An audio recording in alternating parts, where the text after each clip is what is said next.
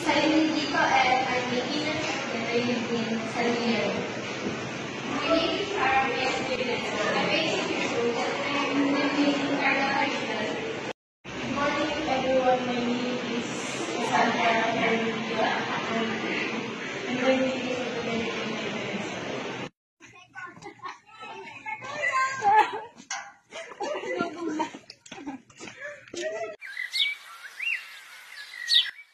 So guys, what do you think we should do in our project?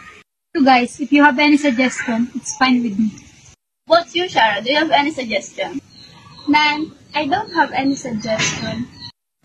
I have a suggestion. Suggestion? Oh, come on. Forget it. Suggestion? Are you Bisaya? Let's just make progress on it.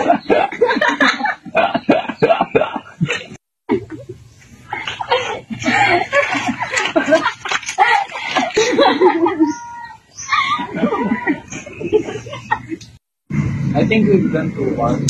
Yeah, we shouldn't have left until time.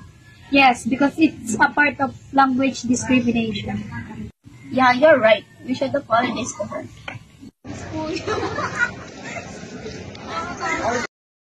To avoid language discrimination, we should learn to respect all languages and dialects. Because every day of speaking is important and meaningful. We must listen to others without judging their accents or how they pronounce words. Everyone deserves to feel comfortable and accepted when they speak. We can also use inclusive communication, which means talking in a way that helps everyone express themselves freely and make sure they are understood.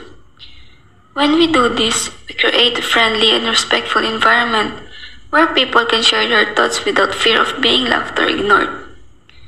Respecting language differences helps bring people together and builds understanding between different cultures and communities.